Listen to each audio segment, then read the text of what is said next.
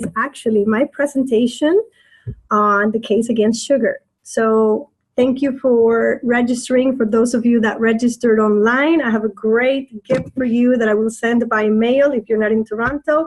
And I already have my meeting on Facebook Live. So if you're not watching it, if you're watching it on Facebook Live, you do not get to participate on the draw that I'm going to make. But I'll show you in a little bit what the draw is about.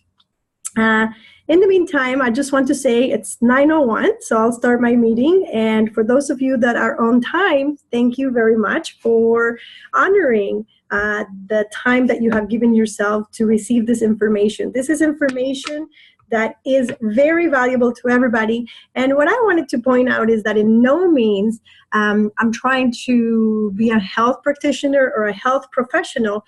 What I am is a health advocate. And I love this topic. We actually have a group of people that we love educating and talking to others about what we have learned. So this is what I am. I am a health advocate. I love what has happened in my life in the past few years. And that's the reason why I chose to actually start with that slide that I started when I started the meeting. So I'm just gonna go back and show you that slide again. And it's actually my desktop. So the woman that you see that I call too thin is a woman that had a very unhealthy diet, believe it or not. A lot of people think that they would like to look like this, but I was not really taking care of myself. I was a size 2 and I was weighing about 115, but I had a very unhealthy diet, very unhealthy habits in my life. And I used to work out about 3 to 4 times a week, weight training. And it took a lot of time to lose weight that I have been carrying for a long time. In 2012, I had a baby, and a lot of people think that the baby is what caused the overweight problem. It actually wasn't. As soon as I had the baby, probably 24 to 48 hours later, it was as if I had not been pregnant. It was just fat, and not even fat, just a little bit of a belly. And in about a week, I actually was fitting in all of my clothes that I had before having Mateo. But what happened was some radical changes in my life, and that was about 6 months after. But I wasn't going to the gym. I was overeating, and this is why I'm so passionate about the topic for today. And so what happened is that my metabolism was very fast because of all the gym training that I had had for the past years. But because I stopped in a halt and I started eating a lot of what we're going to talk about today: sugar, cookies, cake, everything that I ever wanted to eat, I ate it.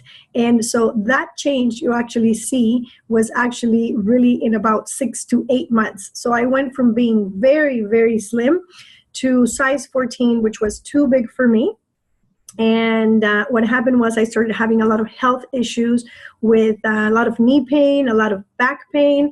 And it was just a feeling that I was always tired. I was always just difficult to walk. It was a terrible state to be in.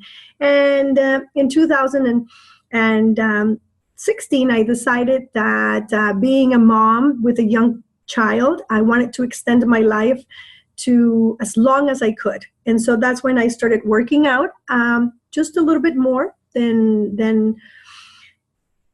doing nothing. So I did maybe 2 times a week to 3 times a week. But the most important thing that happened was that I started getting better in my diet. So that's it for that. Let me tell you a little bit more about myself. I'm living in Toronto. I've been living in Canada for 20 years. And as I said, the new health strategy that I'm working on has only been in the past few years. I want to be able to be there for my son. I want to be able to be there, but not the way that a lot of people reach when they're 70 or, even 65. I really want to be a super active mom. I want to be an active grandmother. And I had my child very late. So, excuse me, it's going to take some time and some effort. But again, the most important thing has been and will continue to be, and I will be talking about this, excuse me, for a longer time, is the effects on sugar and what happened. So welcome to Adriana, welcome to Corrine, who are my live viewers. Michael, you were the first one to come in, so thank you for that. And I have somebody on their phone or somebody that I don't have a name, so welcome to that person. That is a 374 number. And for those of you that will start rolling in, as people always do, I'm going to show you actually what you're going to get for being on the live meeting. I'm going to send you this gift. It's actually some energy drinks and some digestive tea and some antioxidant drinks that we have. And so what we'll do is I'm going to get the address at the end of people that are attending live, and you're going to get this gift for me on the mail. Christmas comes early. So let's start with the presentation because it is a little bit long and I want to leave room for questions. Again, I want to remind you that I am not a health physician. I am not a nurse. I don't have a health background. I am a health advocate. So if you do have questions, I'll be happy to take them. If I don't know the answer, I can find resources to find those answers for you after. Now, the next thing is a lot of the information that I received, I will be posting links with the studies. So a lot of the data that I have medical studies, but I can't really post everything here, and I'm managing the meeting. So please make sure that you watch the videos. I'm going to post it on YouTube, and I have it on a live. And so I'll be posting the clinical studies that we have on the presentation. So thank you very much. And now we shall start with that case, the case against sugar. I actually love the title.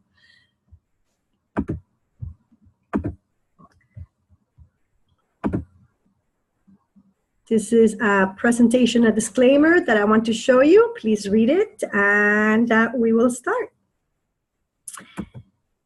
So the case against sugar drama. So here's the thing, sugar comes in many forms beyond just the white powder that we often associate it with. Some are claimed to be better than others, and some have names that you would not even recognize on an ingredient label. The whole subject of sugar is in the health industry. I think, again, a lot of this is going to be just my opinion, they just want to confuse us. So we hear things like, it's okay in moderation. Oh, your body isn't designed to digest sugars. Sugar-free is always healthy. Artificial sweeteners are worse. You need sugar for energy. Sugar is addictive. And these are common claims that have to do with sugar opposing one another.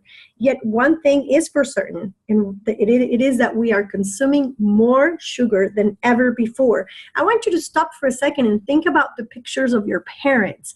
Do you remember seeing your parents or your uncles or even your grandparents overweight? Have you looked around about how we look now? And so that woman that I showed you at the beginning, that's a very common picture out there.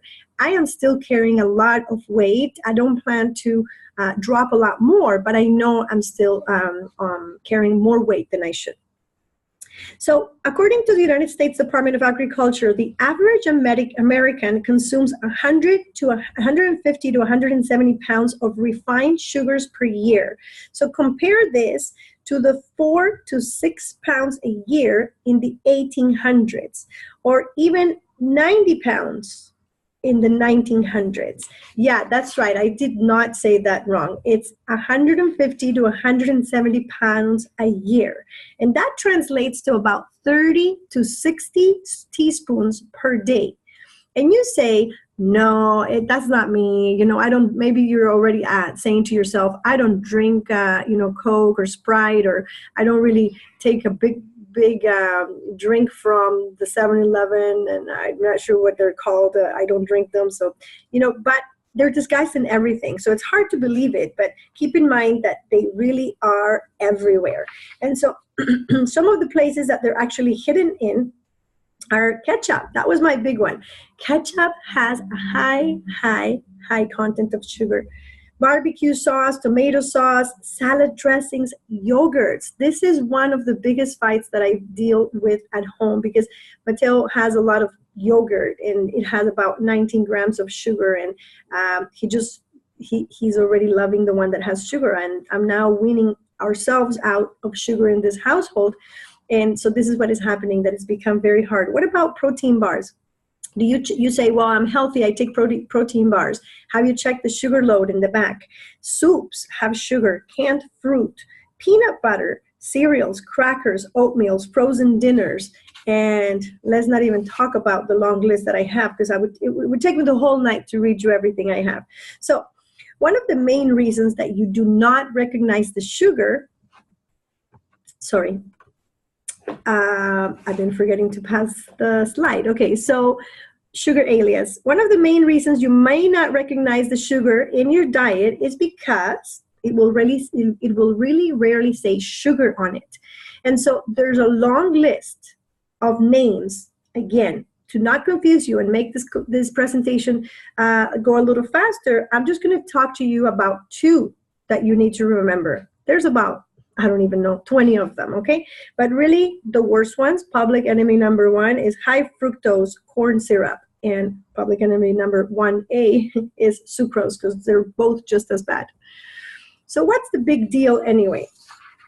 If sugar is in everything we eat, why should we even care, right? It's not like everybody's sick. So if you're not suffering from a big problem, you're thinking that you're okay.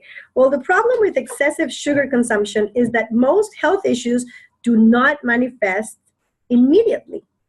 And if they do, they're not recognized because we don't know what it's about.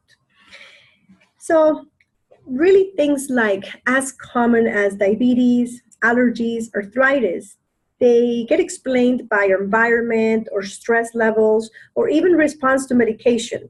Immune disorders, degenerative disease, and cancer, they take time to diagnose. And most people are not really grabbing food journals at this point. Once you get diagnosed, you don't even know what happened in the previous 5 to 10 or 20 years in your life. So there is a lot of research being conducted on the effects of sugar and what it's doing to our human health every day. And let me tell you, it's not looking too great for sugar's case.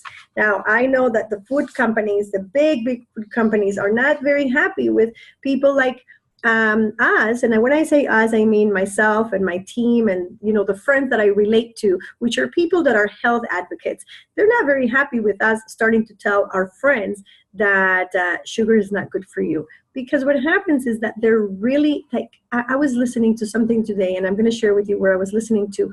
There's a big company, and it's called Big Foods. They're owners of about 10 companies, including PepsiCo and all the big companies that produce a lot of the things that we eat.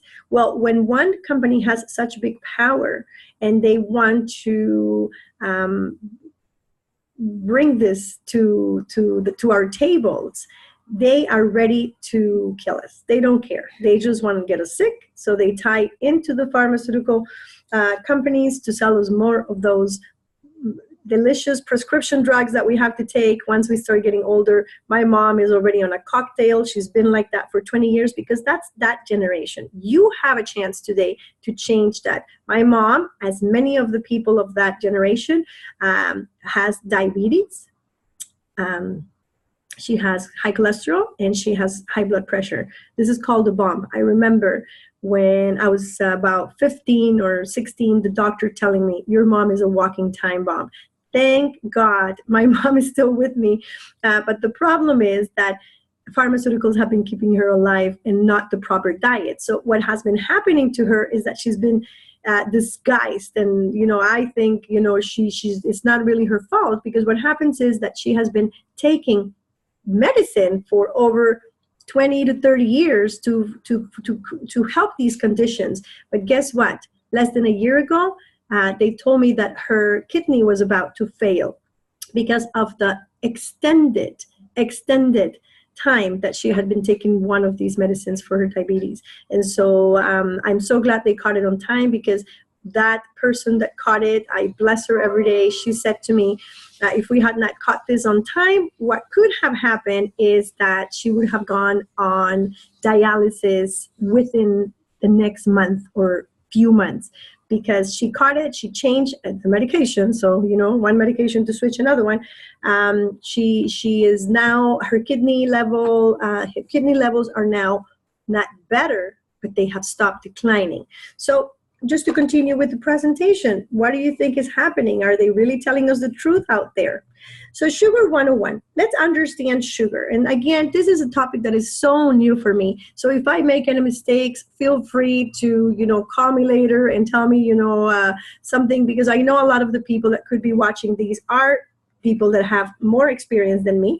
I'm just a person in training and learning to be a lifestyle coach for my friends. So to best understand how sucrose is dangerous, you must first know what it's made of. So glucose is actually, so sucrose is made of two sugars. So glucose and fructose. Glucose is important because it's what gives us the energy. So if we're not consuming it, our bodies are just going to produce it. So we have glucose that is manufactured by plants, and we're going to talk a little bit about what happens with glucose. Let's talk about insulin. And I know I have one of my good friends that was going to attend this training, and she wanted me to talk about this. So I again, because I'm not a doctor, I don't intend to treat or any disease or cure, and that's not my intention. It's just information that I have received that I want to share with you. So the relationship of sugar and insulin resistance has become a crucial topic of discussion. Now, I had not heard the term insulin resistance. I had always heard the term insulin deficient or diabetes type 2, like my mother's, or diabetes type 1. But I had never heard the term insulin resistance. Now that I understand it a little bit better, is very interesting, and it makes me even a little bit more scared. Insulin is one of the most important hormones in our body. It is responsible for directing the glucose into the cells to be used for energy. So this is just a simple way to explain it. We need to fuel our body. We eat. It's converted to fuel, which is converted to energy. So it's very simple. The food that you eat is going to convert to the fuel that you need to walk out there and do what you need to do every day. So when our cells no longer respond to insulin, our body receives a message that it needs to produce more. In response, the pancreas starts making more insulin, but over time, the pancreas is unable to keep up with the demand, and blood sugar is no longer able to be maintained. So this is known as insulin resistance. Insulin resistance is thought to be a big contributor to many diseases, including, but not limited to, type 2 diabetes, obesity, metabolic syndrome, and cardiovascular disease. Wow, so now let's talk about weight, because everything is really related. And you guys, and ladies and gentlemen, actually, I'm sorry that I'm calling everybody guys, ladies and gentlemen, you saw my picture. It is very easy to go from size 2 to size 14. I am proof of it. But it's also not as easy, but doable to go back to regular level size. So it's an epidemic. We have been seeing it wrong. A lot of people ask me, how did you lose the weight? I lost the weight because I realized, and as I'm teaching you today, that it was not my fault. You see, what happens when you're trying to lose weight is that you keep blaming yourself. Oh, I can't do it. It's too hard. I won't be able to, go to this party and not eat the cake. I won't be able to go out to dinner and just eat a salad. I can't. And so you end up blaming yourself. And what happens is that you create a stressor, which makes it even worse on the weight loss journey that you would like to start. So at the end, you never start. So you actually have lost your battle before you actually have started it. And so the book that I'm going to recommend at the end has been teaching me a lot. It's from Dr. Hyman, which is a very popular doctor right now in California. And he has a series of books that are just incredible. And so one of the things that I have been learning from him is that and I love the way he puts it, we have been deceived by the food industry, and genetically we have been changing our bodies and our composition thanks to what they have been doing to us. So it really isn't like they're saying, oh, you're not exercising enough and you're not controlling your food. But a lot of us are. We are controlling the food. We are exercising, and we're still not losing the weight. That's at the stage that I am right now. So what happens is that we still need to take more control of what is happening. So let me give you some numbers. 1 of 3 children and 2 out of 3 adults are either overweight or obese in the US. Now, Canada's not too far behind. And so this is really more the Western. And so this presentation was geared more towards the Westerners and the Western diet. because there is a lot of differences with Africa and Asia. And so we have some studies that I have talked about before where there's a lot of difference between Western and Eastern diet and weight. Sugar's role in gaining weight is much more serious than just adding in some empty calories. And what we call empty calories are everything that you eat that doesn't fill you up. So, my son, I do not buy Cheetos anymore. This is an empty calorie. Empty calories are anything that you think they're actually filling you up, and they're not. In effect, the hormone responsible for satiety and satisfying that feeling of hunger goes a little wild. It forgets that it actually has been fed, and it asks you that it wants to eat more. So you see the problem here? Knowing this alone strengthens the case that there is 60% of increased risk of obesity in children for every daily serving of sugar-sweetened beverages in their diets. Again, if you're one of those people that has not seen the damage that you're doing to yourself and your family and your children by drinking pop, and we're talking even diet pop, Diet Coke, Diet Pepsi, name them all. I don't care if they're watching this video after, they hate me for it, but a lot of people and new health advocates are realizing that really that's where the problem starts, which is the high consumption of liquid sugar. Liquid sugar starting with pop and going into juices. They disguise it as vitamin waters. They disguise it as, oh, let's not even disguise it. Let's put it in energy drinks like Red Bull or Monster drinks. What about a Starbucks Frappuccino? Like, these are loaded with sugar. And so this is what we have been feeding ourselves and our children. It is important to note that the weight gain from sugar is often present in the abdominal area. And so we're always carrying that extra weight right there in the waistline. The visceral fat breeds a higher risk profile for many other diseases, some even life-threatening. So you think the problem is just the fat that you're carrying outside your jeans and that hangs a little bit, but actually a lot of this fat is also being adhered to your organs. So this is where the problem actually starts, and this is a problem that you cannot see. So therefore, we conclude that sugar is the leading factor in the rise of obesity among many other serious health complications. So let's talk now about liver, fructose. So we talked about before that it gets divided into glucose, which we needed for energy, and fructose. Fructose, this one is very interesting, is the main component of sugar and is metabolized by the liver, but only in significant amounts at a time. So this wouldn't be a problem if everyone minimized their sugar intake significantly and increase their daily physical activity.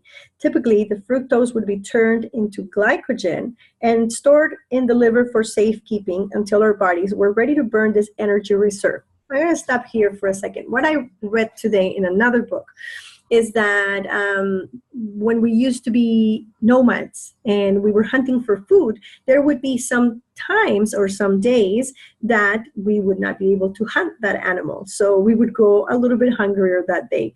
And so that storage was designed. We are a perfect design from above. So that storage was designed to be there so that when we didn't have enough food, we could utilize this reserve.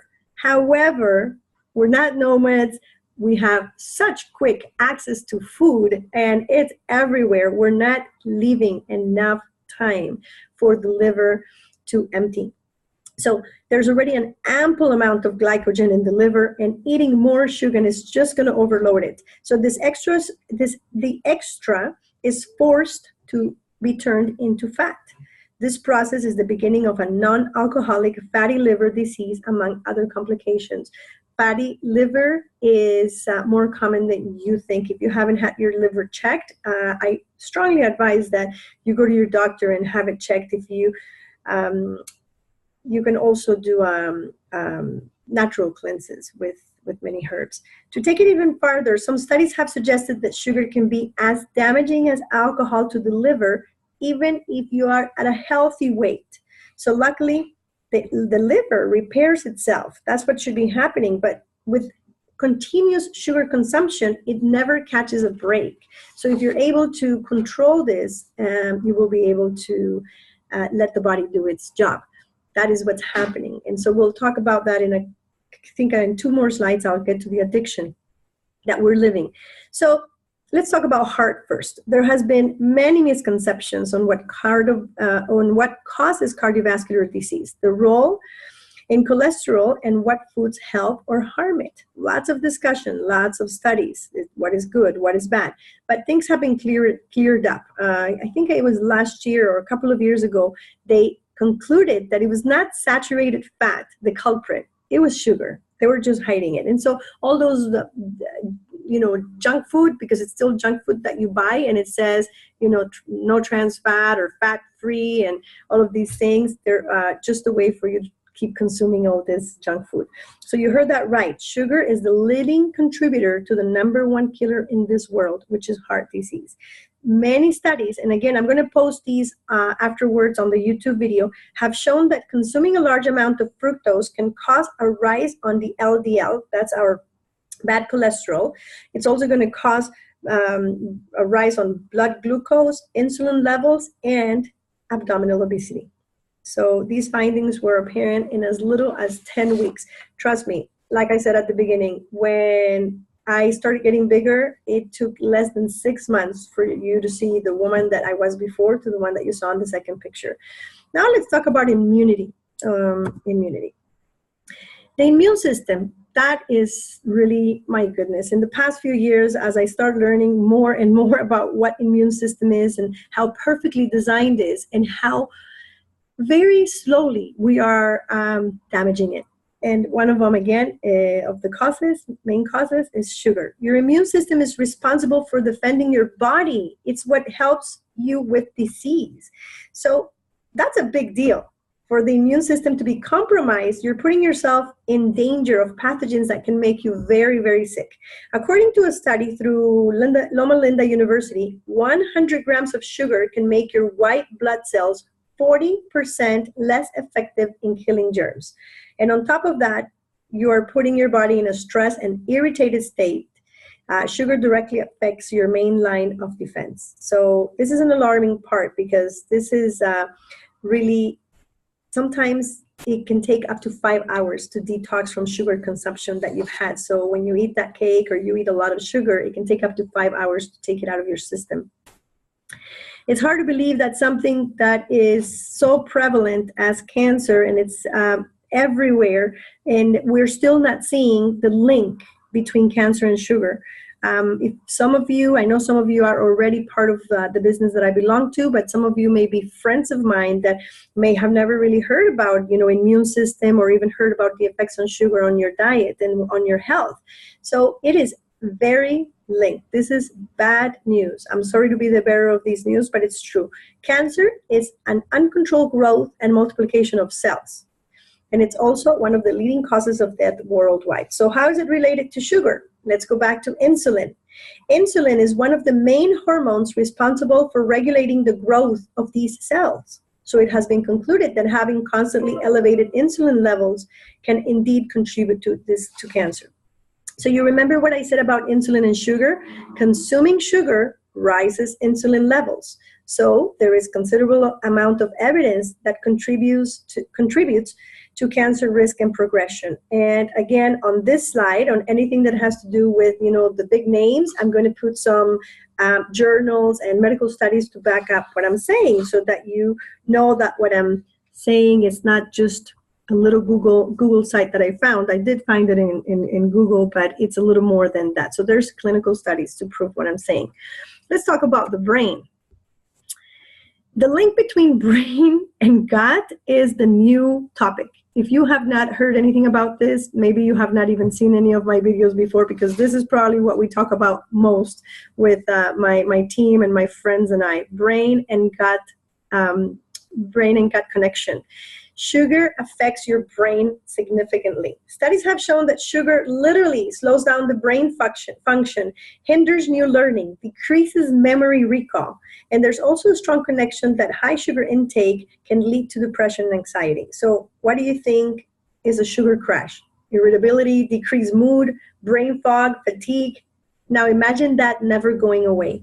Now, if you are one of the people that are starting to feel it, you know, oh, this is how I feel every day, fatigue, and every day I'm like tired, every day. And I hear this a lot on my field, and a lot of it has to do with sugar. Foods rich in sugar disrupt our brain's neurotransmitters that work to stabilize our moods. However, if we're continually disrupting the function of these receptors, we no longer have the inherent control over our moods as we usually do.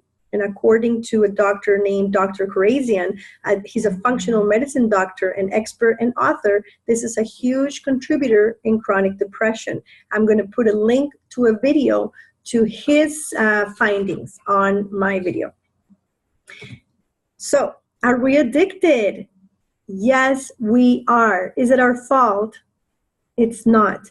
But it is our fault if after this presentation, you do not start asking yourself what you need to do, because it's all about awareness.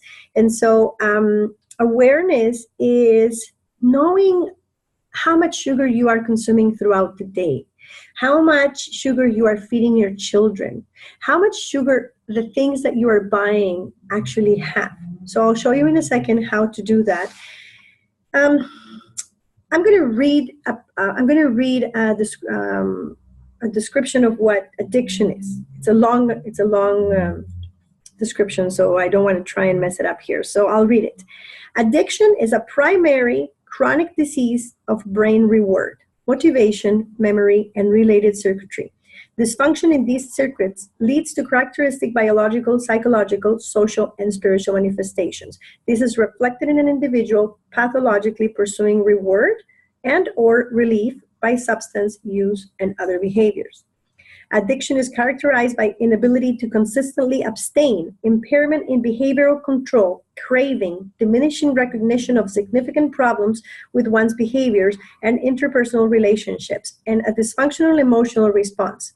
Like other chronic diseases, addiction often involves cycles of relapse and remission. Without treatment or engagement in recovery activities, addiction is progressive and can result in disability or premature death. I'll try and describe it in my own words. We often think of an addiction as somebody that is addicted to cocaine, addicted to cigarettes, addicted to alcohol, and addicted to gambling. So, you know, going back to that long description that I just read,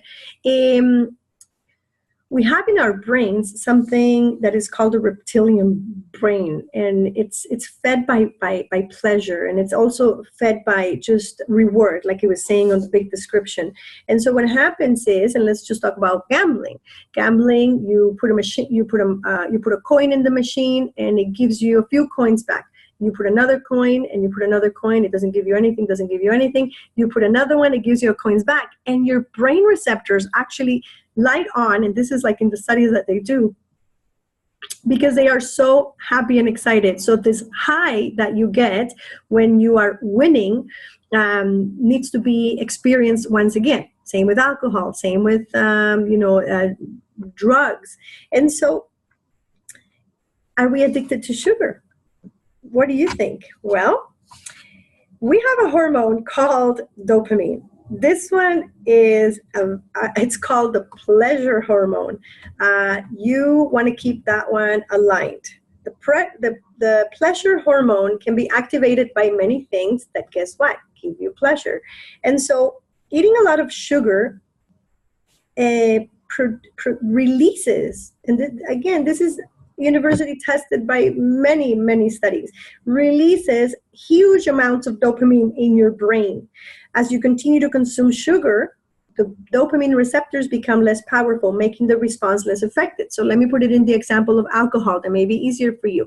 For people that drink one drink and nothing really happens, they don't get a buzz or anything, maybe they're social drinkers or they have one drink, you will understand better when I say when you drink more than one, then you start feeling a different effect. So the body's actually looking for that feeling, what people call the buzz or the high.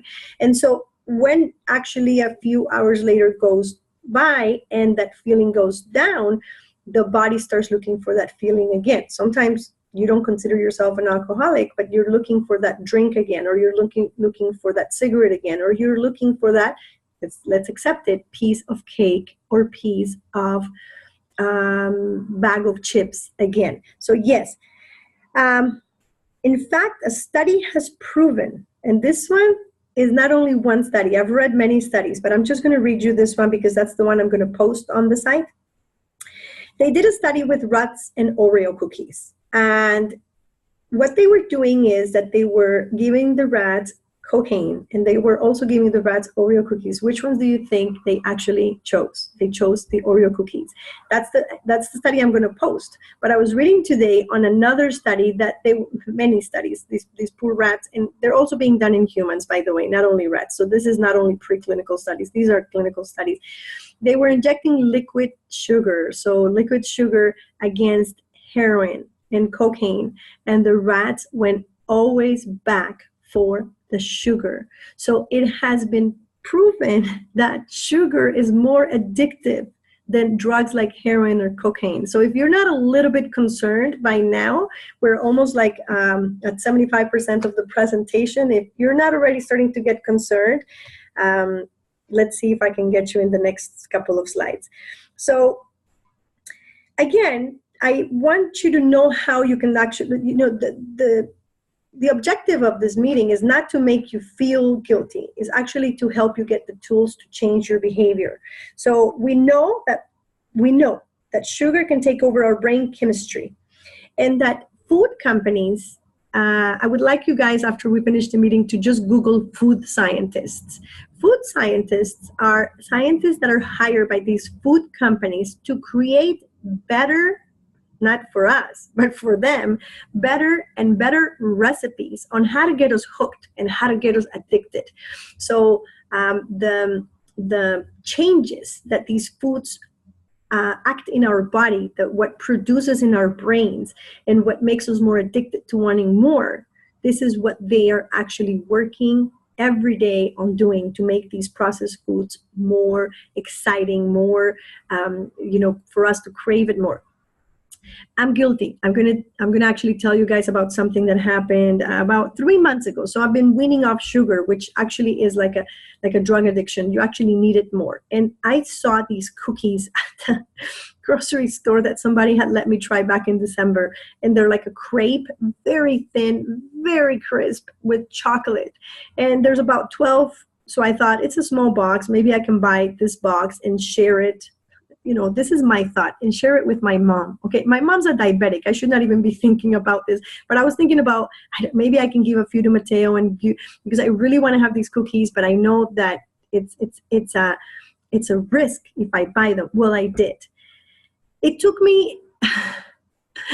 I'm so embarrassed to tell you this, but guys, this is what happens to all of us every day. It took me less than 15 minutes to finish the whole box, and I kept feeling guilty, and I kept feeling bad, but I kept opening the box and saying, I'm just going to have one more. I'm just going to have one more. And I think that if you agree and are very authentic with me, I think it happens to all of us. I ended up eating the whole box of cookies, and I'm already talking to people about not eating sugar every day in my daily work.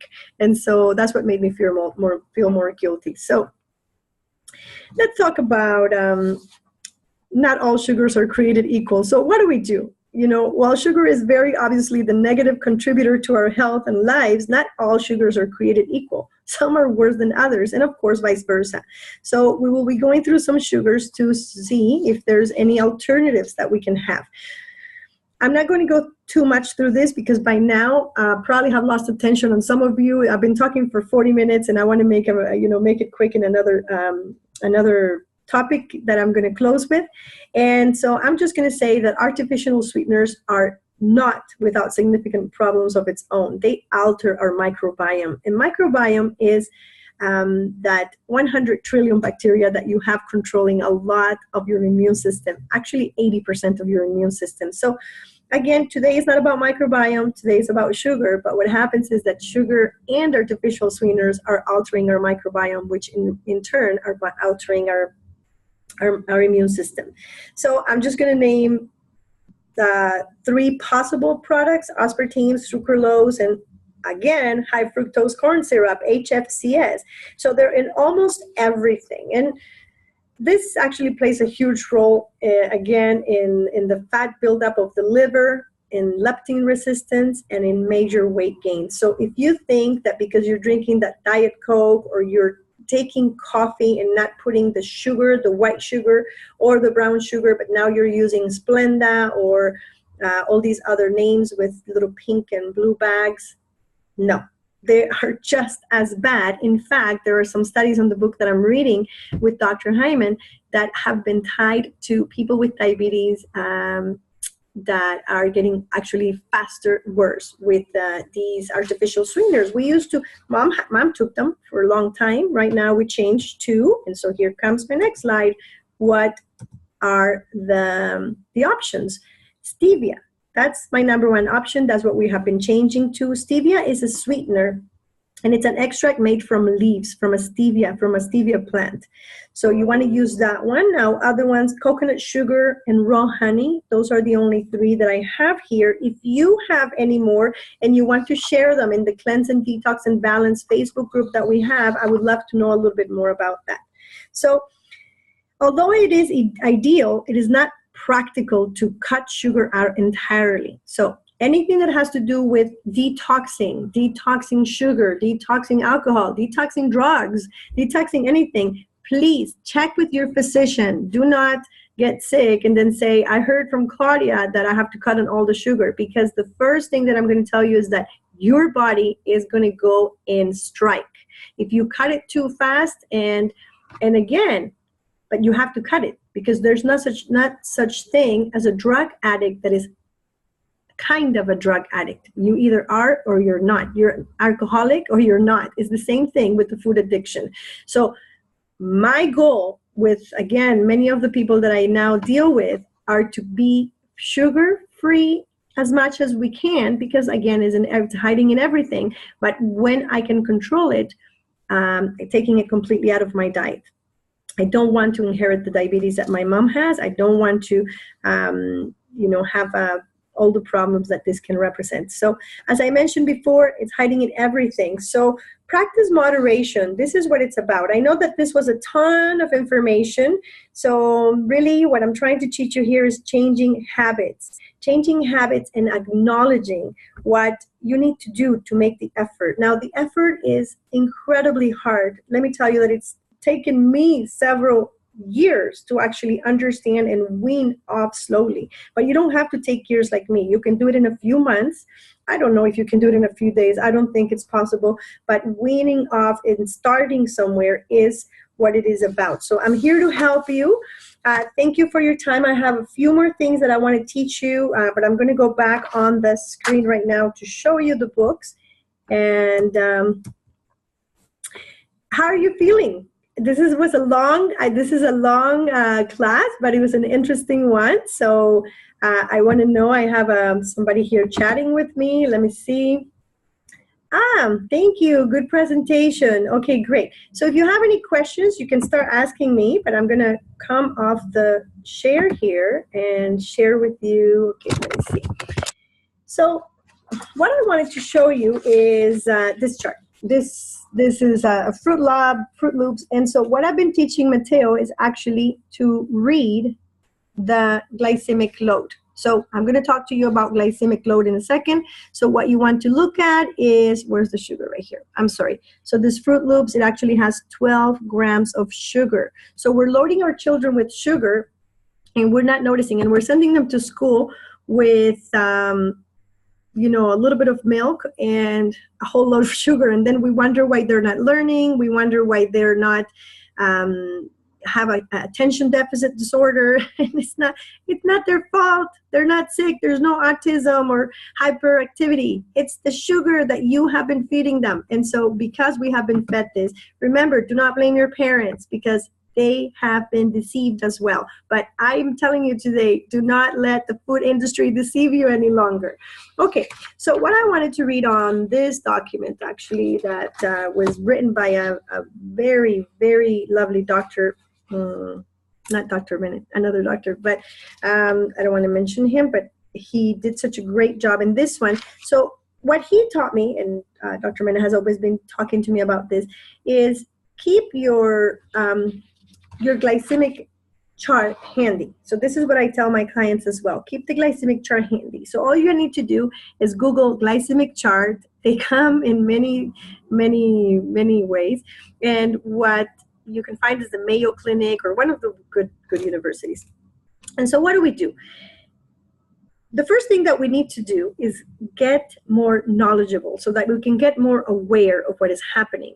The corn industry is the one that is leading this epidemic.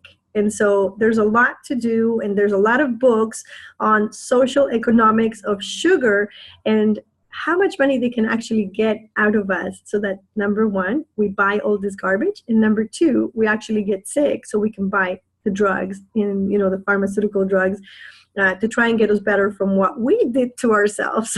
So it's money, money, money for them, and for us is to the hospital without being able to get treated because it's too late. So if it's not too late, you can get knowledgeable. So start reading on sugar, start reading on everything that has to do with glucose and fructose, start getting knowledgeable on the names. When you read your labels, you actually can see that what it's the higher load sugar on that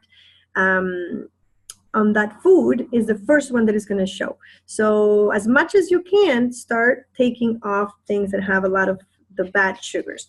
Now, glycemic chart. When you download your chart, it's actually going to give you a list of foods, of every kind of food, including fruits and fruits, because fruits have sugar. You have fructose is a natural form of sugar, honey and everything.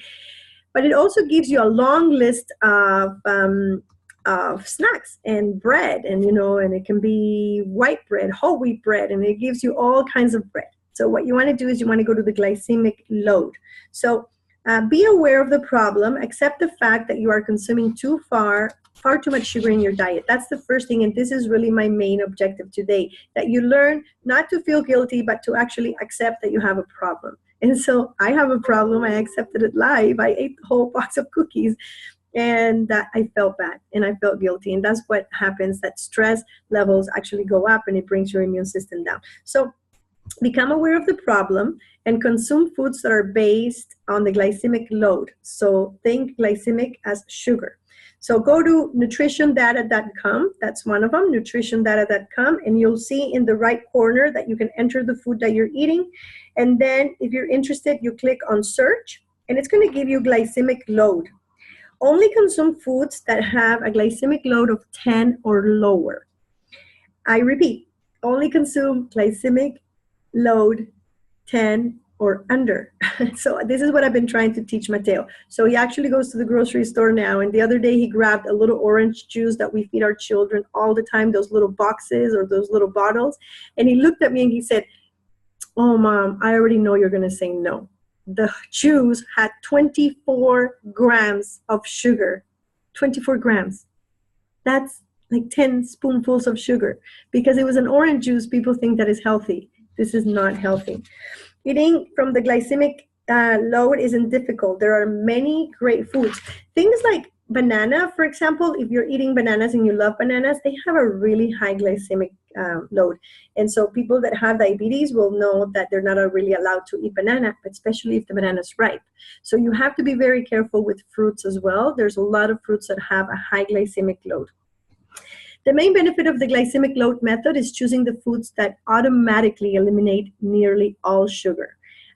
Things like, I know that many of you may not like right now the word broccoli against cake, but it's going to fill you up, it's going to give you the fiber, and it's going to feed your microbiome the food that it needs. So you really need to start supplementing with vegetables and fruits, but mainly vegetables, because again, like I said, you have to be very careful with fruits. Sugar is the new tobacco. We just have it everywhere. We can't do anything about it. What I'm going to do is I'm going to invite you to our Sunday Live. We're going to be talking about the effects of microbiome and the effects on sugar on the microbiome. So we did a part 1 a couple of weeks ago with my partner, Michael J. Smith. So I invite you Sunday night. We're going to be live. We're not going to do it Zoom, or we will post on our Facebooks, but we will do a live on the effects of sugar. And I have, I won't get too technical, but it's really interesting how specific bacteria feed from the sugar that you're feeding it. And so this bacteria, which again I explained before, there's no good or bad bacteria, it's just bacteria. The bacteria lives in you, but when you feed it, then it tends to populate the one that is going to overpopulate. So I'll give you an example to close this meeting. And again, if you have any questions, let me see. No questions yet. The best explanation, I got it yesterday from Dr. B. I was asking him a little bit more about some topics for this presentation. And he put it in such simple, I'm going to close it with this. It was just beautiful, and I understood perfectly what was happening. So the bacteria in your body, in your microbiome, is actually, let's say they're like a colony of cockroaches. So, everybody probably has seen a cockroach, hopefully not lately in your house, but let's just talk about cockroaches because it's very easy. So if you have one cockroach, there's no problem. So that's what's happening with microbiome. You have, one here, one there, everything's okay. But think about this for a second. What happens if you put a whole bunch of sugar in your kitchen and you leave it there at night after night after night after day after night, and you put more? What do you think is going to happen to that kitchen? And so this is what you're doing to your microbiome every time you're eating sugar. Isn't that the most perfect explanation? That was, for me, was incredible, because what happens is that it's not the quantity, but it is the quantity, but of the bacteria that is going to multiply because of what you're feeding it. So if you're feeding it sugar day after day, night after night, they're going to come, and they're going to populate, and they're going to multiply, and then you're going to have a lot of the bacteria that you don't want to have. And so that example closes my presentation for tonight. If you have any questions, I will take them now while I write my list of people so I can actually send the gift to that person. I'm going to do a draw in 1 second. I do my draws live.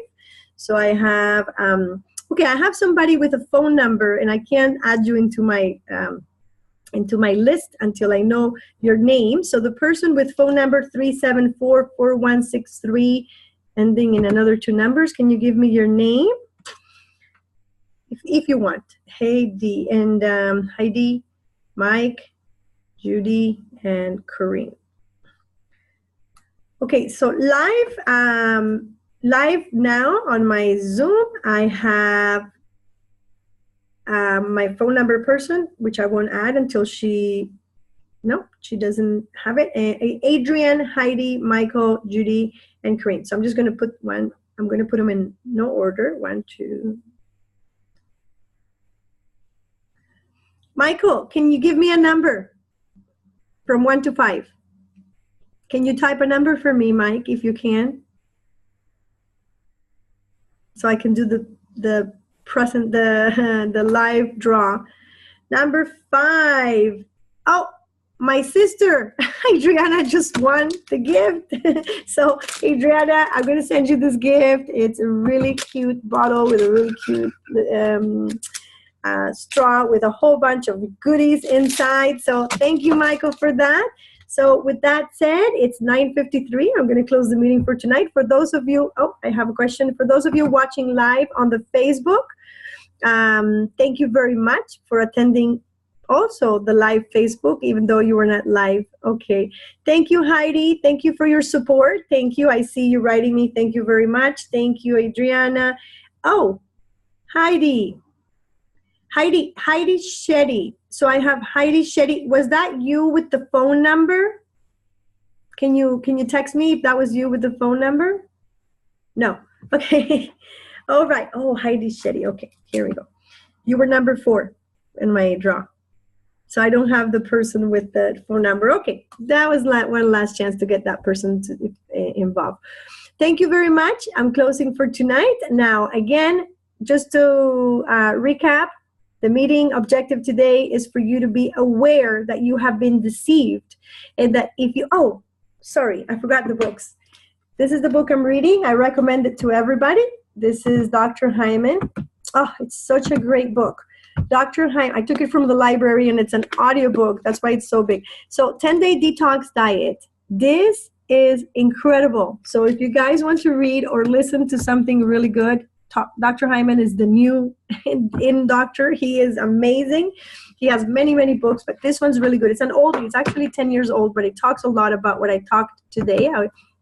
And the other one that I recommend that is very good, because Dr. Hyman talks a lot about that, is the Daniel Plan. Daniel Plan was the one that helped me lose my weight, because it talks about family and friends and focus and faith. And so this one was written by Dr. Oz as well as Pastor Rick Warren. So he wrote Purpose Driven Life, for many of you that have read it. So this is an amazing book. And he also has a program online. And this one also has a program online with recipes. Now, if you would like some online coaching with myself or any of the people that have shared this video with you, because a lot of the people that are going to share this with you are into health advocacy, and they can do meal plans and things for you. So if you would like some one-on-one coaching on your lifestyle changes, we are here to help you. We are here. Book an appointment. Mine are free. Michael's are free too. Some people may be charging already. I don't charge for my lifestyle coaching. I actually do the coaching so that you get the results that you want in the time that you are able to do it. So like I said, weaning off sugar and weaning off bad behaviors is not really just about you. They have deceived you. They have controlled your brain, your hormones, your genetics. So we need to disconnect, and we need to break that cycle. And a lot of it is done with detox. So we can talk about that. So thank you. Thank you very much. So that's all. Now I am finished. Let me just do a recap if I had anything else here for you. No, that's all for tonight. I love you all. Saturday night, I'm doing one on sleep. So if you haven't registered, this one is Sleep 101. Remember that living a longer, healthier life is about being holistic. You cannot just work out and eat well and not sleep. I am number one. I'm gonna tell you a lot about that, guys.